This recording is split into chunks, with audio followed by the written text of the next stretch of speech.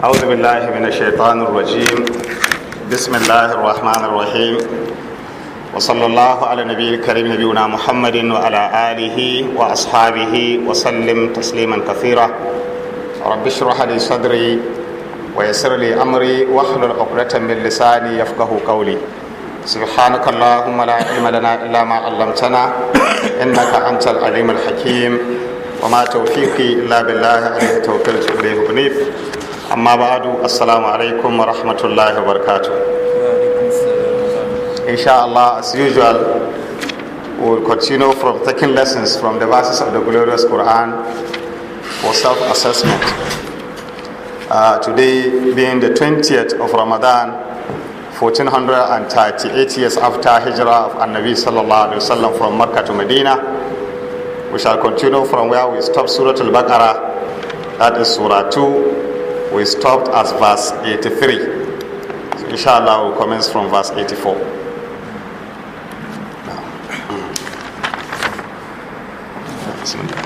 أعوذ بالله من الشيطان الرجيم. بسم الله الرحمن الرحيم. وإذ أخذنا ميثاقكم لا تسفكون دماءكم ولا تخرجون أنفسكم من دياركم ثم أقررتم وأنتم تشهدون. ثم أنتم هؤلاء تقتلون أنفسكم وتخرجون فريقا منكم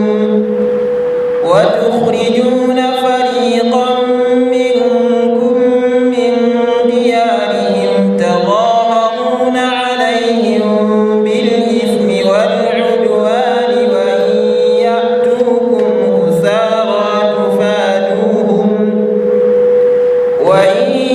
يأتوكم أسارى تفادوهم وهو محرم عليكم إخراجهم. أفتؤمنون ببعض الكتاب وتكفرون ببعض فما جزاء من يفعل ذلك منكم إلا خزي في الحياة الدنيا ويوم القيامة يردون إلى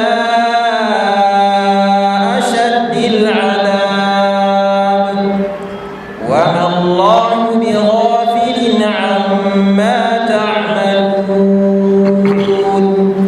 Alhamdulillah, from the verses that we studied earlier, we understand that Allah subhanahu wa ta'ala has been instructing Banu Israel to live among one another, among themselves as collaborators and assisting one another for good, and never to do anything that would promote chaos, confusion, killing, disruption, mistrust, and all kinds of evils among themselves.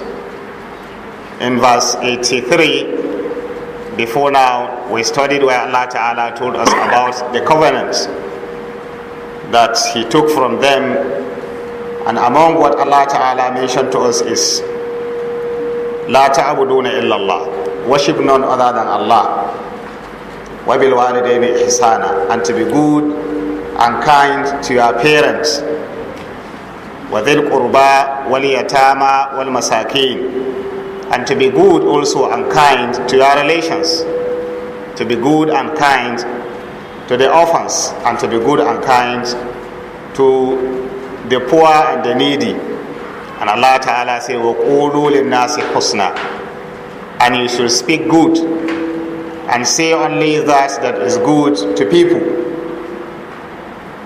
When Allah Ta'ala says, وَقُولُوا لِلنَّاسِ حُسْنًا, earlier when He said you should be good, obey Allah Ta'ala, believe in Him alone, be good to your parents, be good to your neighbors, your relation, and be good to the orphans, to the needy.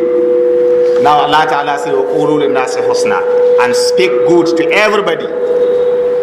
As a scholar is saying here, لَمْ يَقُولْ, Allah did not say, وَقُولُوا لِإِخْوَانِكُمْ. You should say to your colleagues, to your brothers, أَوْ قُولُوا لِلْمُؤْمِنِينَ. Allah did not say to the believers, speak to the believers, husnan, that if you are going to speak good to your brothers, or speak good to the believers. But Allah rather said, speak good to mankind, to human beings. Malam say, ala anna al-amra bil ihsani amul li jami'in nas. Because the instruction for you to be good in your speech is to everybody. Everybody should enjoy good speech from you. Al-mu'min wal-kafir, wal-barru wal-fajir. Everybody should hear good from you. Whether that particular person is a mu'min, is a believer, or a kafir is not a believer, whether he is al-barru or al-fajir, whether he is a righteous person or he is an evil person. As a believer, let only good come out from your own speech, from your tongue. وَقُولُوا لِلنَّاسِ حُسْنًا. Malam is said, وَفِي هَذَا حَضٌّ عَلَى مَكَارِمِ الْأَخْلَاقِ. This is now an encouragement and a call to us as believers to hold on to exemplary and excellent character, excellent human relation, بلين الكلام وبسط الوجه والأدب الجميل والخلق الكريم. That let others see in us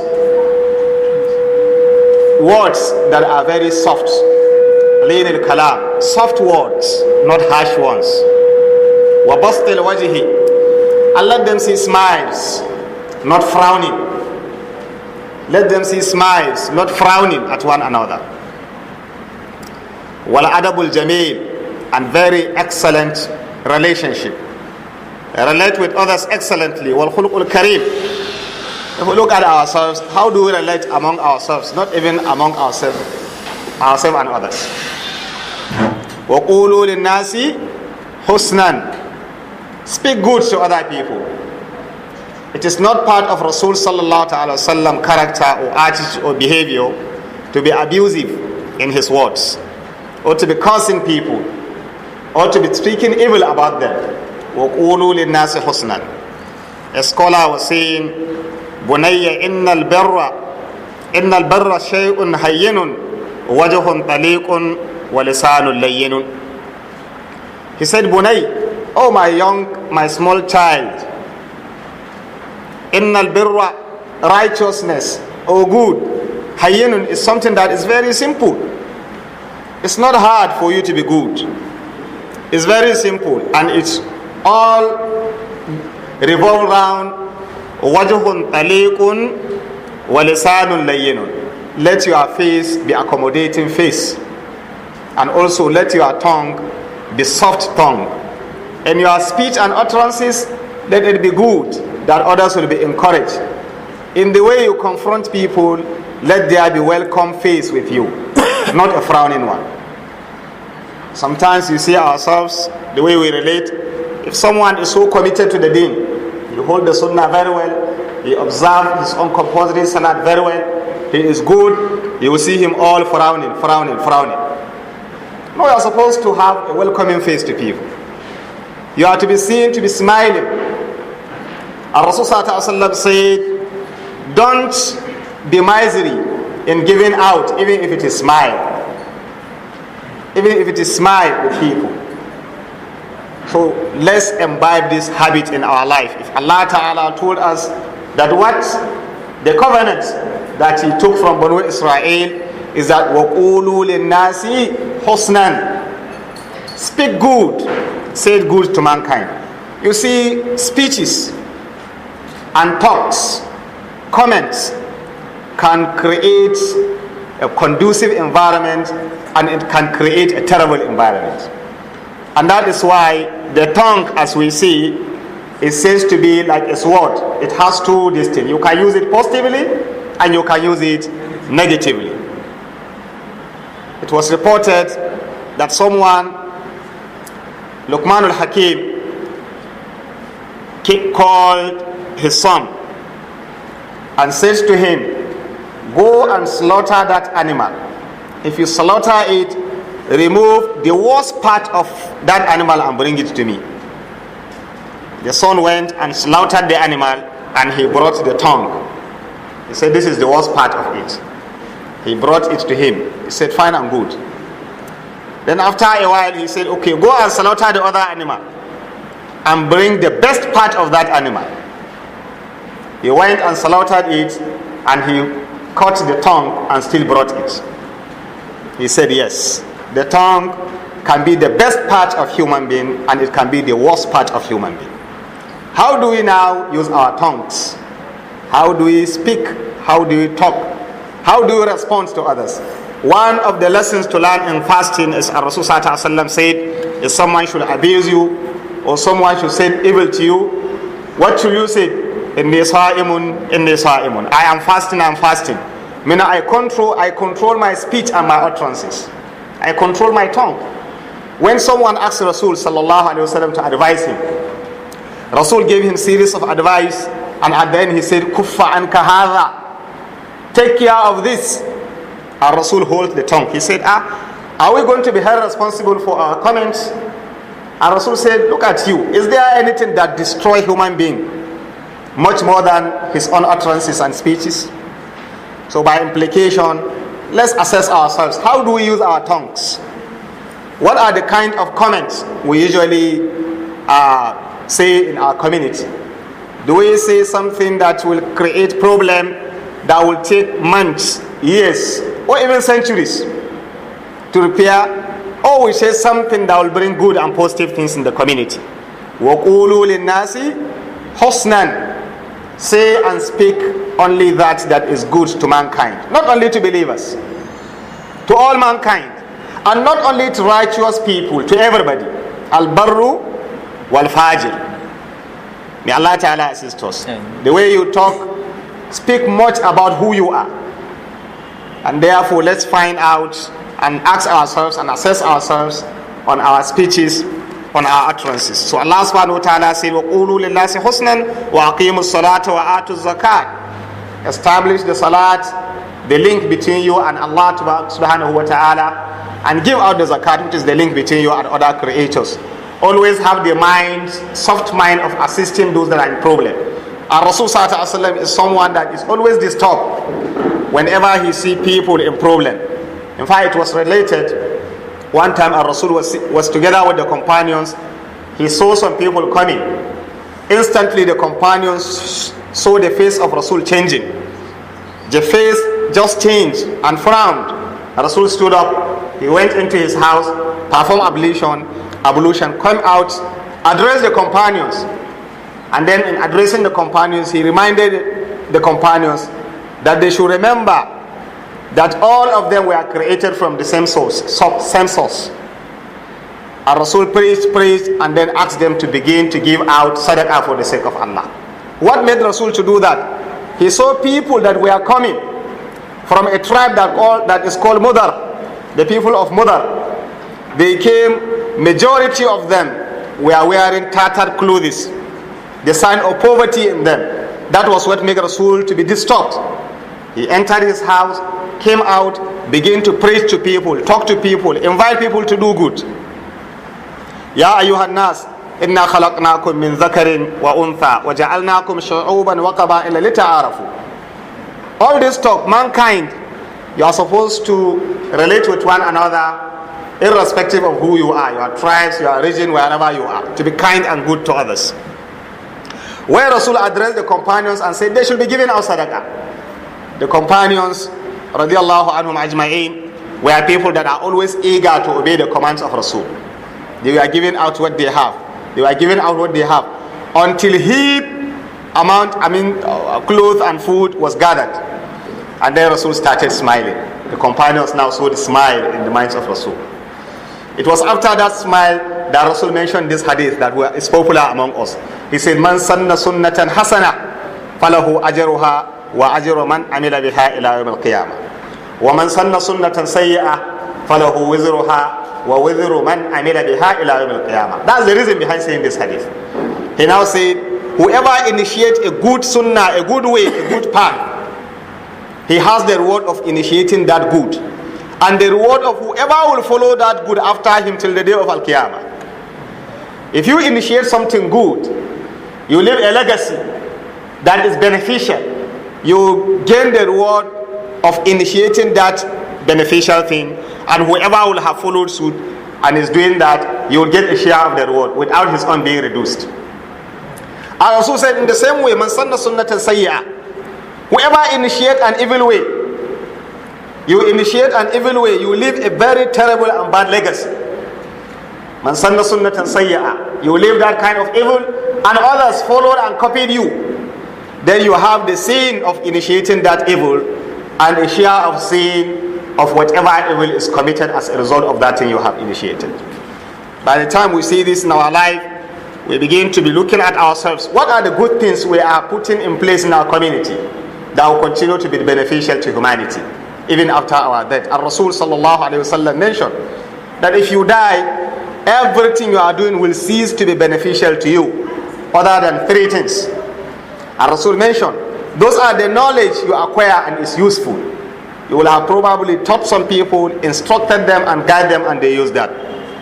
If the knowledge is beneficial, it benefits you even after your death. Then the same thing, a wealth, resources that you use and utilize in a way that even after your death, that resources and wealth continue to benefit others, and that is sadaqatul jariyah. Then the other one that will benefit you is waladun salih. You have a son or a child or a daughter, you train very well.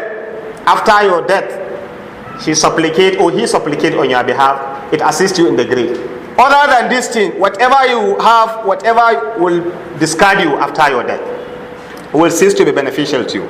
And as said by Rasul sallallahu alaihi wasallam, if you die, what will accompany you to your grave are your loved ones, your resources.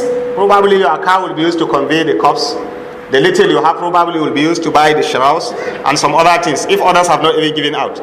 So your loved ones, maybe they are crying and whatever about you, your resources, and then whatever you have done. These are the three things that will be with you. When you reach the grave and people are to put you in there, Rasul said, your loved ones and your properties will come back, and they will leave you there only with what you have done. And you see your loved ones will share your properties. Some will even be arguing in sharing the property. Some say, I prefer that, I prefer the other one. And you will be there. Allah will ask you about all the kobo and the naira. How did you acquire this? How did you spend it? How did you get this? How did you spend it?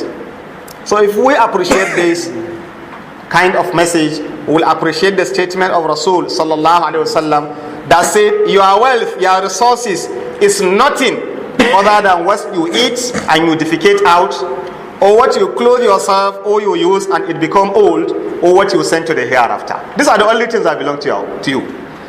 What you consume or use, or what you send to the hereafter. But all those ones you are piling and keeping and saving and storing, they are not your own. You die and leave it for others. If you are fortunate, you train them, they use it positively. If you are not fortunate, then they use it, ya'adhu billah, in a negative way. So Allah subhanahu wa ta'ala always invite us to establish good link between us and Allah by establishing salat, and to establish very good link between us and the creatures of Allah by giving out the zakat out of our wealth. Allah ta'ala told us that this is what He instructed the Banu Israel, but they refused to live by this. Allah ta'ala says, ثُمَّ تَوَلَّيْتُمْ إِلَّا قَلِيلًا مِنْكُمْ وَأَنْتُمْ مُعْرِضُونَ. You turn back, only very few among you. Majority turn back. Let's learn a lesson as Muslims. Are the majority of Muslims holding on to all this, or the majority are also turning back from this message of Allah subhanahu wa ta'ala? Allah also told us now about another very important issue in community life, that is saving the blood, the life and integrity of one another. We remember before our Rasul sallallahu alayhi wasallam left this world, one of the important message he drew the attention of humanity and Muslim ummah towards is ensuring that they save and safeguard their blood, their integrity, their wealth. Inna dima'akum wa amwalakum wa a'radakum haramun alaykum ka hurmati yawmikum hadha fi baladikum hadha fi shahrikum hadha. And Rasul said, your wealth, your blood, your integrity, you must respect it for one another. When Rasul mentioned that, he said to the companions, Hal ballagtu, have I delivered this message? They all said, you have delivered. He said, Allahumma fashhad. Allah serve as my witness. La tarji'u ba'di kuffara. Yadribu ba'dukum riqaba ba'd. Don't turn back as disbelievers after I have gone fighting one another. This is what Rasul sallallahu alaihi wasallam left. So Allah Ta'ala is now telling us, وَإِذْ أَخَذْنَا مِيثَاقَكُمْ لَا تَسْفِكُونَ دِمَاءَكُمْ وَلَا تُخْرِجُونَ أَنفُسَكُمْ مِنْ دِيَارِكُمْ ثُمَّ أَقْرَرْتُمْ وَأَنْتُمْ تَشْهَدُونَ. Allah Ta'ala is also telling us that remember, all the children of Israel, وَإِذْ أَخَذْنَا مِيثَاقَكُمْ, when we receive your covenant, or when there is a promise between us and you, between Allah and them, there is a promise, because when you said covenant, when you said ahad or mithaq, this is a very strong agreement that are going to hold on to that. So when this agreement was between I, Allah and you agreed that what? La tasfikuna dima'akum. Don't shed your blood. Don't shed your blood. وَلَا تُخْرِجُونَ أَنفُسَكُمْ مِنْ دِيَارِكُمْ. And don't send yourselves away from your houses. Don't send away yourselves from your own houses. You see, all the address is coming back to yourselves. Not don't send others out of their houses. Don't send yourselves away from your houses. وَلَا تُخْرِجُونَ أَنفُسَكُمْ مِنْ دِيَارِكُمْ. Allah said, ثُمَّ أَقْرَرْتُمْ وَأَنْتُمْ تَشْهَدُونَ. Then you confirm this and agreed to it. وَأَنْتُمْ تَشْهَدُونَ. And you are witness to this. You agreed to this. You will not shed the blood of one another. Allah make use of your own blood to show that you are all one. If you touch the blood of the other, you have touched the blood of the other, and you have invariably touched your own. So Allah now is saying, your own blood, don't shed your blood. And also don't send yourselves away from your houses. Meaning anyone you send from the house is who? Is you. And the houses belongs to you. So don't cause this problem to your people, to your community, to your ummah. Don't do that to them. You agreed to that. And of course, this is exactly what Ar-Rasul sallallahu alayhi wasallam was also calling on the Muslims. Not to do that to one another. Not to shed the blood of one another innocently. Not to send one another away from their homes or houses. And not to destroy their own properties. What then happened? Allah Ta'ala said, ثُمَّ أَنْتُمْ هَؤُلَاءِ تَقْتُلُونَ أَنفُسَكُمْ وَتُخْرِجُونَ فَرِيقًا مِّنْكُمْ مِّنْ دِيَارِهِمْ تَظَاهَرُونَ عَلَيْهِمْ بِالْإِثْمِ وَالْعُدْوَانِ وَإِنْ يَأْتُوكُمْ أُسَارَىٰ تُفَادُوهُمْ وَهُوَ مُحَرَّمٌ عَلَيْكُمْ إِخْرَاجُهُمْ أَفَتُؤْمِنُونَ بِبَعْضِ الْكِتَابِ وَتَكْفُرُونَ بِبَعْضٍ فَمَا جَزَاءُ مَنْ يَفْعَلُ ذَلِكَ مِنْكُمْ إِلَّا خِزْيٌ فِي الْحَيَاةِ الدُّنْيَا وَيَوْمَ الْقِيَامَةِ يُرَدُّونَ إِلَىٰ أَشَدِّ الْعَذَابِ وَمَا اللَّهُ بِغَافِلٍ عَمَّا تَعْمَلُونَ. It was reported that among the clans, the tribes of Banu Israel that were residents in Medina, there are Banu Qurayza and Banu Nadir. They were the biggest tribes of Banu Israel that were resident in Medina. And we are aware that in Medina, these Jews were actually not the owners of Medina. It is not their own city, their own town, but they came and settled there. They settled there. The real people of Medina are the Aus and the Khazraj. These are the major two tribes that are there in Medina. While the Jews came and settled there, if you remember, we have mentioned the history why they came and stayed there in Medina. So whenever there is a problem, there is always an agreement between Banu Qurayza and Aus. So Banu Qurayza, the Jews, now one party of the Jews, they contracted an agreement between them and Aus. that we are going to remain with you, and we are always going to remain with you. There is an agreement of assisting one another, of collaborating among one another. Then the other party of the Jews, Banu Nadir, they also entered into agreement with Hazraj, that we are together with you. I will always be with you. I will always assist you. You see, it seems to be something good that these Jews are entering into agreement with different parties, but they have a sinister motive, because they always live by divide and rule. So they will divide you and say they are some among them will say we are supporting this, some among them will say they are supporting this. So they live in Medina like that. Whenever there is crisis among the Aus and the Hazraj, because they were a party that always fight among themselves, whenever there is crisis, so this Banu Nadir will side their own, Banu Qurayza will side their own. And of course, in the process of fighting whatever, one or two among the Jews may also lose his life. And of course, the major players, the two big parties of Aus and Hazraj, will be the real and major losers, because they will be the one to lose their lives, to lose their resources, and waste so many other things.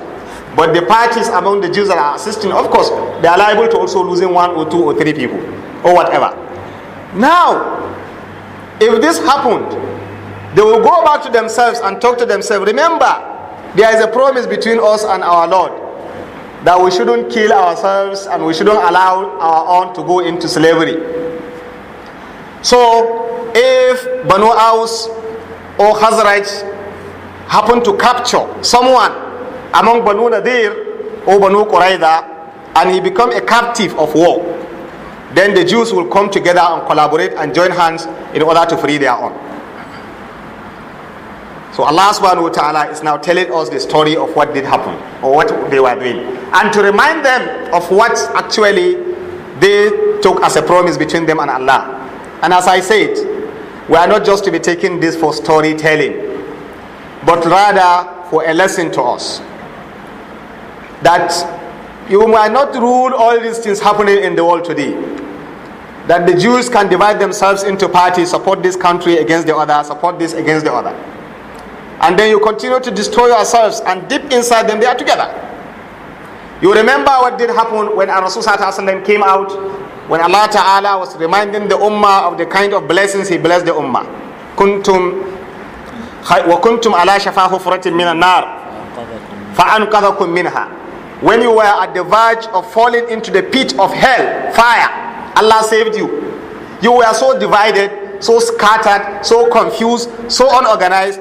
When Rasul came to Medina, he organized them together. And the Muslims, or the members of Medina, now became united brothers to one another.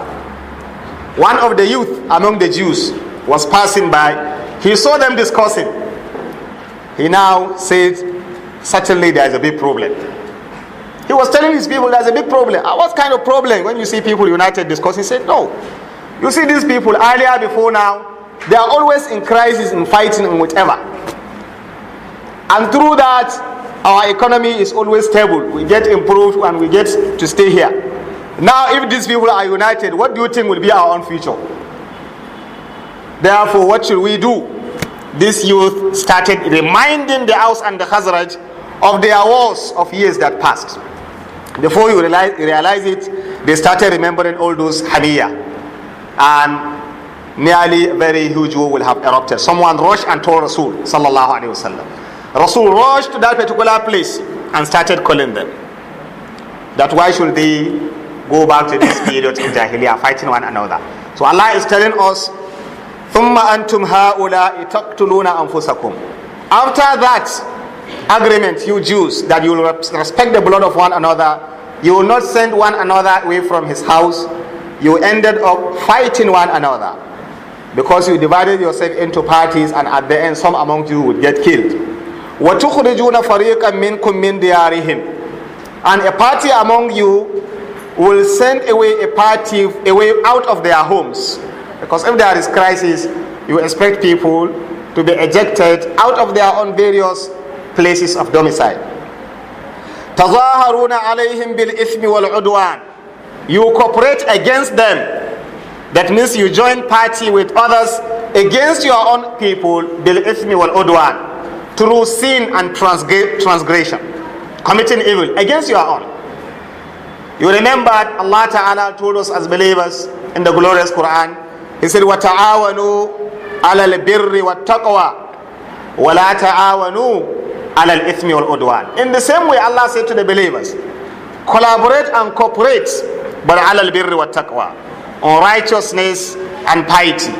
وَلَا تَعَاوَنُوا عَلَى الْإِثْمِ وَالْعُدْوَانِ. Never should you cooperate with anybody or join hand with anybody عَلَى الْإِثْمِ وَالْعُدْوَانِ, on sin and transgression. Don't put your hand with anybody to commit evil. Don't put your hand with anybody to commit transgression or anything that is against the rules of Allah subhanahu wa ta'ala. So in the same way, Allah ta'ala is telling us what He did mention to Banu Israel. They betrayed that agreement. تَظَاهَرُونَ عَلَيْهِمْ بِالْإِثْمِ وَالْعُدْوَانِ وَإِنْ يَأْتُوكُمْ أُسَارًا. If your people now come to you as captives, that means your people now become captives of war, تُفَادُوهُمْ, you will go and ransom them and relieve them. If now they are captured as captives, you will now join hand and say, no, we shouldn't allow our own to be enslaved, we should free them. Allah said, وَهُوَ مُحَرَّمٌ عَلَيْكُمْ إِخْرَاجُهُمْ. But right from the beginning, to send them away from their homes is also haram. So why should you create the crisis situation and then now come to say that you have relief material you want to go and give them? In the first place, don't allow the crisis to come. Why should you create the crisis and say you are going to go and help them? This is a very important lesson to us as Muslims. We shouldn't allow our community to fall into crisis and then we begin to find ways of assisting. In the first place, why should we allow the crisis to even come in the first place? We are living, for example, in a country of recent, you hear so many talks in the country today. Some people saying all along that they need sovereign state, sovereign whatever, denying so many people access to so many facilities, freedom and whatever. And you begin to hear other people also saying, we need our lands and you should go back to your homes. You see all these things, they are a sign of what? People attaching themselves to certain things that are so parochial. Tribal sentiment, regional sentiment, whatever. And Nabi sallallahu alayhi wa sallam said, لَيْسَ مِنَّا مَنْ دَعَا إِلَىٰ أَصَبِيًّا وَلَيْسَ مِنَّا مَنْ قَاتَلَ عَلَىٰ أَصَبِيًّا وَلَيْسَ مِنَّا مَنْ مَاتَ عَلَىٰ أَصَبِيًّا. And Rasul sallallahu alayhi wa sallam said, whoever lives his life calling towards tribalism, sectionalism, nationalism, or any ism that divide people, you live your life like that and you call people towards that and you kill for that and you die for that, Rasul say, I have nothing to do with that person, I disowned you. And Rasul said so. He told us that kullukum min Adam wa Adam min turab. All of you are from Adam, and Adam was created from dust. All human beings have the same origin. Allah Ta'ala said, وَلَقَدْ كَرَّمْنَا بَنِي Adam. We have indeed honored the children of Adam. But you see people shrinking back to tribes, to regions, to whatever, because of bad leadership at different level and strata of the society. Otherwise, this thing wouldn't have come up. So Allah subhanahu wa ta'ala is telling us exactly this is what the Jews did, or what was happening in Medina, that people will fight their own. After creating crisis situation and they fall into crisis, they begin to bring relief material to them. And they say, why should you initiate the crisis in the first place? So Allah subhanahu wa ta'ala said, وَإِنْ يَأْتُوكُمْ أُسَارَى تُفَادُوهُمْ وَهُوَ مُحَرَّمٌ عَلَيْكُمْ إِخْرَاجُهُمْ. Right from the beginning, it is haram on you to send them out of their homes. أَفَتُؤْمِنُونَ بِبَعْضِ الْكِتَابِ وَتَكْفُرُونَ بِبَعْضِ. Are you then going to believe in part of the book and you will disbelieve in the part? Because the two are all instructions of Allah. Don't fight and don't allow your own to be enslaved. Why do you decide to fight and then free the slaves? Why can't you implement everything in total? And that is exactly what Allah Ta'ala expects from believers. To obey Islam in total, everything. Udkhulu fi silmi kafa. Enter into Islam in total. Your life, your whatever. It is not surprising that some states might declare Sharia, but if there is injustice in those states, you see problems. Let it be in total. Let there be justice. Let there be implementation of the Sharia, and let there be obedience to the rules and dictates of the Sharia according to what Allah Ta'ala really instructed the Muslim to live by. Allah Ta'ala is always telling us, by the time you take pieces, you want to live by part and abandon the part, then you are not following the entire thing, and you expect instability, and you will not get the maximum benefit that you can derive from obedience to Allah subhanahu wa ta'ala. So Allah Ta'ala said, فَمَا جَزَاءُ مَنْ يَفْعَلُ ذَلِكَ مِنْكُمْ إِلَّا خِزْيٌ فِي الْحَيَاةِ الدُّنْيَا. Nothing will be the reward and the consequences and the end result of whoever will have done this among you, follow the path and live the path, إِلَّا خِزْيٌ فِي الْحَيَاةِ الدُّنْيَا, other than disgrace in this world. Disgrace in the world. By the time you refuse to do everything as you are supposed to do, you decide to be selective, then you can't get the maximum benefit from that. And that is why as Muslims, we are to follow Islam in our private life, in our community life, in whatever life we find ourselves. Don't select and be selective in your obedience to Allah. In the masjid, you are a Muslim. In your relationship with others, you are another person. A Muslim should be a Muslim in the masjid, should be a Muslim in the market, should be a Muslim in his office, should be a Muslim in his business transactions, and should be a Muslim in whatever way he relates with others. This is what will assist you to maximally benefit from Islam. Other than that, you always have one problem or the other. As Allah Ta'ala said, فَمَا جَزَاءُ مَنْ يَفْعَلُ ذَلِكَ مِنْكُمْ إِلَّا خِزْيٌ فِي الْحَيَاةِ الدُّنْيَا. Those among you that only take a part and abandon a part, then you are bound to face disgrace in this world. وَيَوْمَ الْقِيَامَةِ يُرَدُّونَ إِلَىٰ أَشَدِّ الْعَذَابِ. And the day of Al-Qiyamah, they will be returned back to a very terrible punishment. Allah Ta'ala said in another place, وَمَنْ أَعْرَضَ عَنْ ذِكِرِي فَإِنَّ لَهُ مَعِيشَةً ضَنْكًا وَنَحْشُرُهُ يَوْمَ الْقِيَامَةِ أَعْمَى. Whoever abandoned my remembrance and refused to obey my commands and refused to obey the instructions that are there stipulated, that he is expected to follow, then he will have a very difficult and terrible life.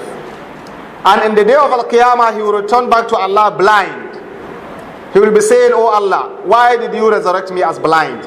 Allah said, كَذَلِكَ أَتَتْكَ آيَاتُنَا فَنَسِيتَهَا وَكَذَلِكَ الْيَوْمَ تُنْسَى. That is how our verses, our instructions came to you. You abandon it, you refuse. And that is why Allah will also abandon you here. So if you want Allah's attention, Allah's assistance, Allah's guidance, Allah's protection, be with His instruction in total, wherever you are. Don't be selective. Allah Ta'ala said, وَمَا اللَّهُ بِغَافِلٍ أَمَّا تَعْمَلُونَ. And Allah is not unaware of what you are doing. Nothing you will do escape Allah subhanahu wa ta'ala. Of course, you might feel that you are very funny and very intelligent in the way you deceive others, but يُخَادِعُونَ اللَّهَ وَالَّذِينَ آمَنُوا وَمَا يَخْدَعُونَ إِلَّا أَنفُسَهُمْ وَمَا يَشْعُرُونَ. You would think you are deceiving Allah and deceiving others. Whom are you deceiving? Nobody other than yourself. If you begin to claim you are this, you are that, you are this, you are that, and you are not that, you are just deceiving yourself. Because to Allah, you are hidden, you are secret, you are manifest, you are open, is the same to Him. There is nothing that is hidden. And that is why you find some people to claim to be righteous followers of the deen, or even people claiming to be Muslims and they are not, and whatever, they deceive nobody other than themselves. And they will cause no harm to anybody other than themselves. Islam, there are so many people that if you read history, you hear so many people being sponsored to come into the deen in order to create one crisis or the other. But at the end, who ends up as a loser? You lose yourself. It was just of recent, I think it was today, I was reading the newspaper in Katsina State, that some ladies were going out to Libya in hijabs. I've forgotten the number, those of you that might read newspaper today, about 9 or so, going, and they were trapped and brought back in their hijabs, 9 of them. You see their picture. Go and read one of the newspaper. I think either Daily Trust or Leadership Today. I read it. What happened when these people were interrogated? You hear Yankuzo. You hear none of them is a Muslimah. None of them is a Muslimah. It's today in today's newspaper. But in hijab, you see their picture. Go and search today. All of them in hijab. About 9 of them. After interrogating them and whatever, it was found that none of them is a Muslimah. Their names, I can't pronounce the name because it's difficult for me. So all these, who are you deceiving? Yourself? Yourselves. So those that will feel they will do anything to Islam by entering into Islam to create whatever, you will end up only losing yourself. Islam will continue to progress because it's the deen of Allah. Islam is the deen of Allah. It's not the deen that belongs to a particular tribe, a particular region, a particular whatever. In fact, there was a time in the history of Islam that those that were championing Islam in the forefront were not even the Arabs. We are not even the Arabs. To tell you that Islam is not theirs alone. They were opportune to be brought up by Islam. Islam made Arabs to be what they are. It is not Arabs that made Islam to be where it is. Before Islam, they were nowhere to be found. Nowhere in history in terms of their contribution to humanity or whatever. They were not even known. The two big powers don't even know their value. And that is why they never even care to go and conquer their land. Because there is nothing there. It was Islam that came and then made them to be leaders of civilization. It was Islam that came to make them to be in the forefront of anything that has to do with civility. With anything that has to do with righteousness, with whatever you can think is humanly good for human beings to be seen in the forefront. What makes them to be there? Islam. In the same way, Muslims today are not just to be proud of their Islam, but they are to implement Islam. It is then that Islam will make them to be who they are. You will not be proud. You should not be proud that, well, because I am born as Muslims, my grandparents are all Muslims or whatever. That is not what Islam is concerned about. Who are you as far as obedience to Allah is concerned? Who are you as far as dedicating your life to Islam is concerned? Imam al-Bukhari, Bukhara, where is Bukhara? Is it in Saudi Arabia? Hijaz, Jaziratul Arab? Bukhara, where is it? Russia. When United Soviet USSR was together combined as a country, Bukhara was part of that particular place. Bukhara. Historically, it was even said the masjid that Imam al-Bukhari himself sat and do so much was even converted to beer parlor at a time. During this issue of communist. You know how they terribly persecuted those that hold on to religion, whether they are Muslims or not. So what we are saying here is that Islam is the deen of Allah. If the Muslims attach themselves to Islam, fine and good, they benefit from attaching themselves to it. If they detach themselves to Islam, Islam will continue to become the fastest growing religion with whoever, because it is the deen of Allah Ta'ala. So Allah Ta'ala is telling us, for us, just as He is telling He told the Banu Israel that what led them to become disgraced is because of their refusal to obey the commands of Allah in total. Therefore, as Muslims, let's be ready to obey Allah Ta'ala.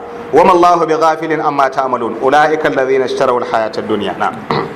أولئك الذين اشتروا الحياة الدنيا بالآخرة فلا يخفف عنهم العذاب ولا هم ينصرون. Allah Ta'ala said, أُولَٰئِكَ الَّذِينَ اشْتَرَوُا الْحَيَاةَ الدُّنْيا بِالْآخِرَةِ فَلَا يُخَفَّفُ عَنْهُمُ الْعَذَابُ وَلَا هُمْ يُنصَرُونَ.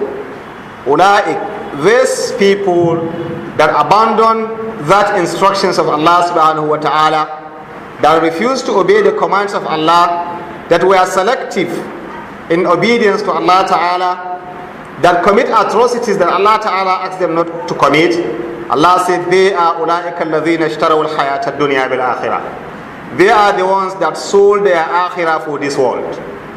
They sold their akhirah for this world because they are materialists. That is why, Ya'udhu Billah, you see so many things happening in the world today is based on resources. a lot of wars being fought in the world are resource-based wars. Resource-based wars that are being fought. And unfortunately, you find the Muslims countries involved. It's a very terrible thing.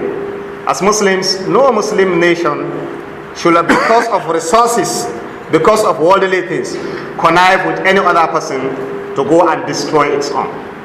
Allah subhanahu wa ta'ala said, أُولَٰئِكَ الَّذِينَ اشْتَرَوُا الْحَيَاةَ الدُّنْيَا بِالْآخِرَةِ. These are the ones that sold their akhirah for this world. They prefer this world for the hereafter. Allah said, فَلَا يُخَفَّفُ عَنْهُمُ الْعَذَابُ وَلَا هُمْ يُنصَرُونَ. The adhab, the terrible punishment of Allah Ta'ala will not be lessened for them, and they will never be assisted by Allah Ta'ala. Because of that kind of life they live. Those were the Jews at the time of Rasul.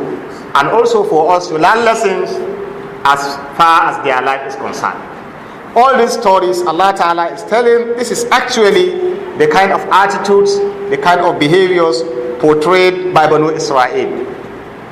If we look at our introduction of Surah Al-Baqarah, that this surah was revealed at Medina at the time the Muslims suffered so much in Mecca and are now in Medina to settle as a community. Allah is now telling us and telling them and inviting them to learn much about the life of Banu Israel. This will assist them in no small measure to build their own community. And certainly, it will help every Islamic community to build itself if it learns from all those things that Allah Ta'ala is mentioning about the life of Banu Israel. We shouldn't just wait and say, of course, those are Banu Israel, they are gone. Yes, the verses were revealed for Banu Israel, and it is their actions and all the warnings that Allah Ta'ala is giving here is warning the Banu Israel. They are aimed to be in hellfire, they are aimed to be this. Allah is all referring to them, not referring to the Muslims. But the lessons there is a very important and vital lessons for the Muslim to learn, so that they don't fall victims of that the Banu Israel also fall into. I pray Allah Ta'ala will assist us and guide us. So I'm going to stop here for today. I say our majlis, our jalsa is for us to get lessons from the verses of the glorious Quran for self-assessment. Not to begin to accuse the other person. When this thing is mentioned, like so country, like so people, like that person. No. It is for you to look at yourself so that you don't get yourself involved. It is for you to look at yourself so that you don't also fall at the end to commit the same thing. Not to be thinking of others, because this is what mostly used to stand between us and doing the right thing. You begin to accuse others and then you excuse yourself. Whereas you find one way or the other, you are a victim of one of these two things. If we look at from the beginning when Allah Ta'ala says, وَقُولُوا لِلنَّاسِ حُسْنًا, you can assess yourself and ask yourself, am I someone that is always saying good to other people? My face, my voice, my speeches, my whatever are welcoming to others? Or you are such that is always after what will bring harm and problem and whatever to other people? وَقُولُوا لِلنَّاسِ حُسْنًا, you should say good to others, as the scholar here told us. Not only to believers, not only to the righteous servants, you should say good to everybody in us, whether the person is a Muslim or is not a Muslim, whether the person is a righteous person or is not a righteous person. You can begin to assess yourself. And it is by the time you begin to remove yourself from saying good to others that all these problems will come up. That you begin to plan evil against others, you begin not to see any good in others, you begin, and so many other things will begin to happen in one's life. I pray Allah Ta'ala will guide us to the straight path. Whatever I said which is right, may Allah reward me and you, and assist us to follow the best out of it. And whatever I said which is wrong, may Allah forgive me and you and take it away from our minds. And may Allah make it possible for others to correct us and for us to follow the best out of that guidance. Inshallah, we're going to stop here for question and answers.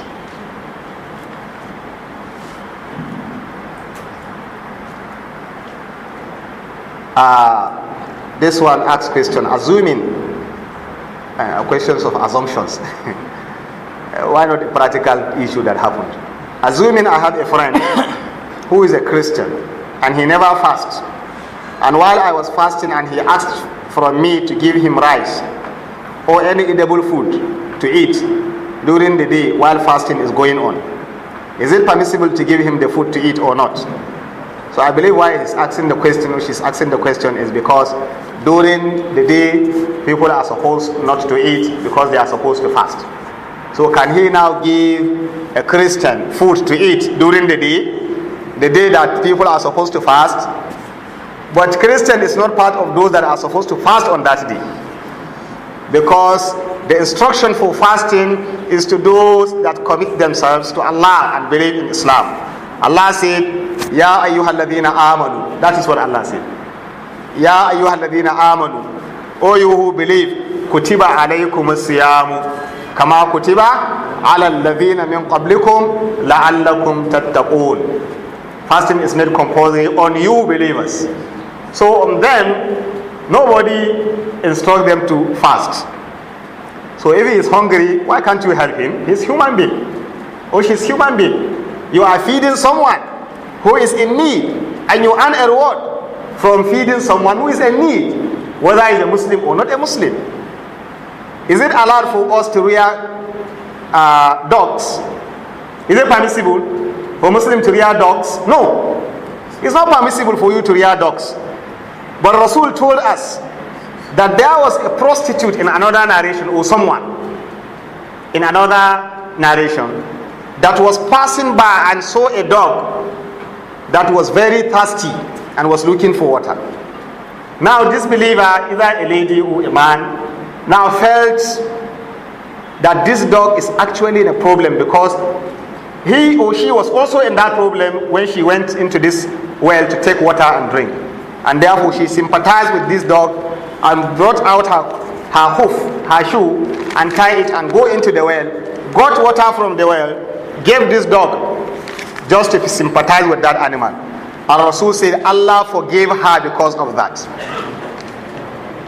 Allah forgave her because of sympathy towards animals. An animal that you are not even to rear ordinarily in Islam. And Rasul told us sallallahu alaihi wasallam that there was a woman that would be faced with terrible punishment because of her attitude towards a cat. She has a cat, she denied that cat food, and she refused to allow that cat to go and look for food. The cat died, and Allah will punish this woman for that, as said by Rasul sallallahu alaihi wasallam. Someone asked, are we going to get reward in taking care of animals? And Rasul sallallahu alaihi wasallam said, yes, anything that has life, anything that has life, there is sadaqah, you get a reward there. So let's not be miserly in giving out to whoever is needy, whether he's a Muslim or he's not a Muslim, whether it's our neighbor close or he's far away. Let our hands be spread to care for others, and Allah will care for you. Where Rasul said, Irhamu man fil ardi yarhamkum man fil sama. Allah said, be kind and merciful to the creatures of Allah on the surface of the earth. The one in the heaven will be merciful to you. Man fil ardi, Rasul said, be kind to those on the earth, on the surface of the earth. Not specific, not to human beings alone, not to talk of believers alone, but man fil ardi, to whatever is on the surface of the earth. In fact, in Islam, even the plants, the trees are not to be treated unjustly. And that is why you need to know much about the kind of wars that Islam fought to save life, to save trees, to save vegetation, to save property, to save whatever is valuable to human beings. Islamic wars that were fought was to bring peace and stability, not the kind of war that is being fought now to uproot peace and stability. So I pray Allah Ta'ala will assist us. So don't be miserly to assist anybody, especially if that person is needy. Don't mind the kind of life that particular person is living, as much as you are not helping him to commit evil. You don't assist someone to commit evil.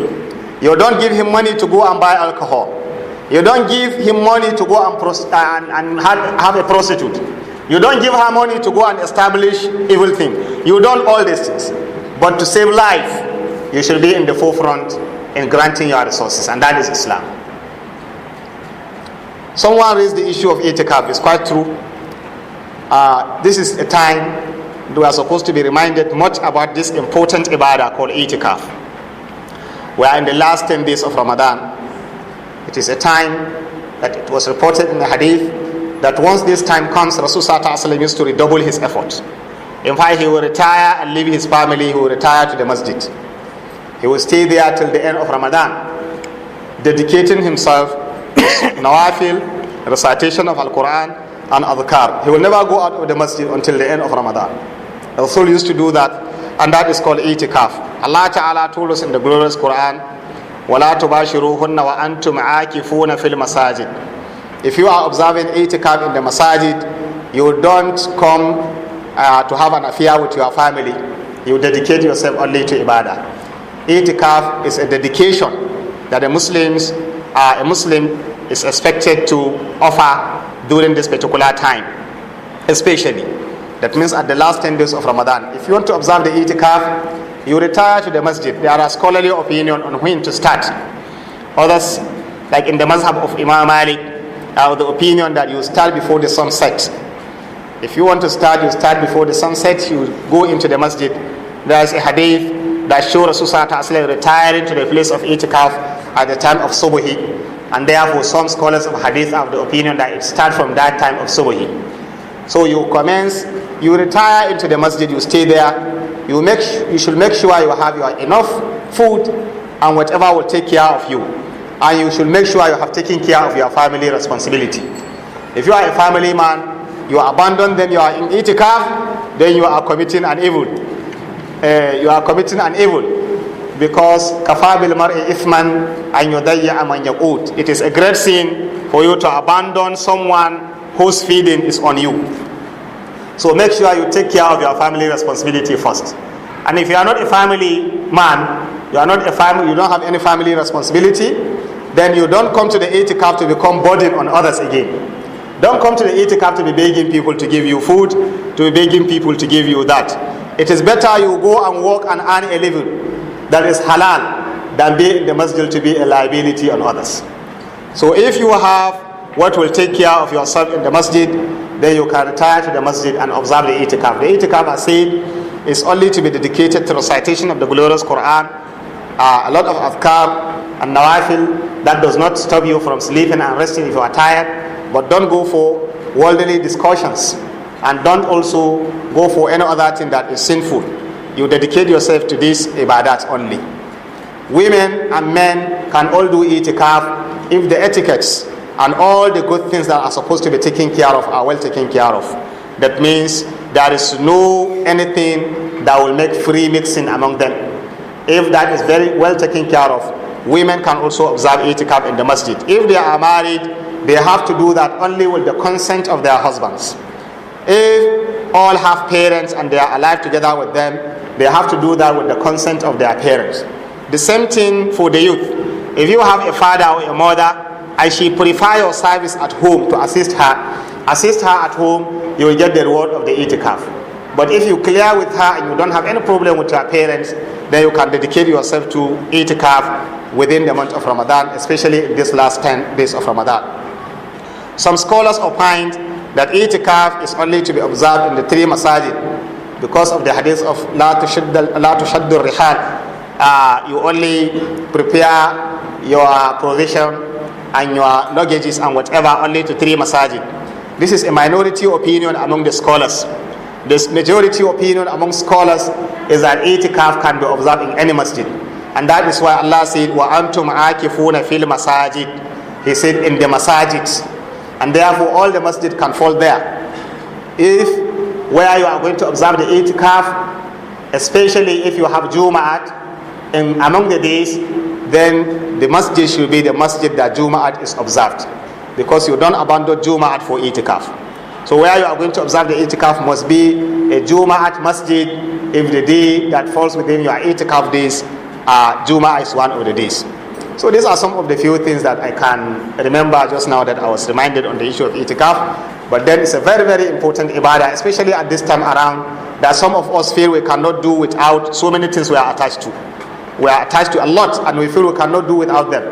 By the time you begin to detach yourself away from them and attach yourself to the masjid, you will see wonderful life of security of the mind and comfort in the mind, and you will come to realize that you can do without so much that you are thinking you cannot do without in life.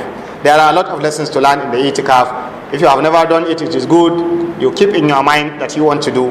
If you cannot do for the whole, you can do for some days. You can do for one day at least, based on the opinion of School of Thought of Malikiya. Some of us will say, I always say the School of Thought of Malikiya. This is the books that I'm more familiar with, and I studied mostly through scholars that are more familiar with the School of Thought. Therefore, from that particular angle of the School of Thought, you observe your itikaf at least. It should be at least for a day, meaning complete night and complete day. That makes up a day. Then you can observe up to the 10 days or 9 days or whatever number of days you'll observe. I pray Allah subhanahu wa ta'ala will assist us, guide us, protect us, and be with us. Inshallah, we're going to stop here. Whatever I said which is right, may Allah reward me and you and assist us to follow the best out of it. And whatever I said which is wrong, may Allah forgive me and you and take it away from our minds. اللهم صل على محمد وآل محمد كما صليت على إبراهيم وآل إبراهيم إنك حميد مجيد. اللهم بارك على محمد وآل محمد كما باركت على إبراهيم وآل إبراهيم إنك حميد مجيد. اللهم يا إله العالمين يا حي يا قيوم يا أحد الصمد. اللهم ربنا تقبل منا إنك أنت السميع العليم وتب علينا يا مولانا إنك أنت التواب الرحيم ووفقنا إلى مرضاتك برحمتك يا رب العالمين. اللهم إنك عفو تحب العفو فاعف عني. اللهم إنك عفو تحب العفو فاعف عنا. اللهم إنك عفو تحب العفو فاعف عنا. اللهم إنك عفو تحب العفو فاعف عنا. اللهم ربنا لا تضع لنا في مقامنا هذا ذنبا إلا غفرته ولا هما إلا فرجته ولا دينا إلا قضيت ولا مريدا إلا شفيت ولا ميتا إلا رحمت ولا مبتلا إلا عافيت ولا حاجة من حوائج الدنيا والآخرة إلا قضيتها برحمتك يا رب العالمين. ربنا آتنا في الدنيا حسنة وفي الآخرة حسنة وقنا عذاب النار. اللهم ربنا أرنا الحق حقا وارزقنا اتباعه وأرنا الباطل باطلا وارزقنا اجتنابه. اللهم اجعلنا من عبادك الراشدين برحمتك يا أرحم الراحمين يا رب العالمين. اللهم صل على محمد وآل محمد كما صليت على إبراهيم وآل إبراهيم إنك حميد مجيد. وبارك على محمد وآل محمد كما باركت على إبراهيم وآل إبراهيم إنك حميد مجيد. سبحان ربك رب العزة عما يصفون وسلام على المرسلين والحمد لله رب العالمين. سبحانك اللهم وبحمدك.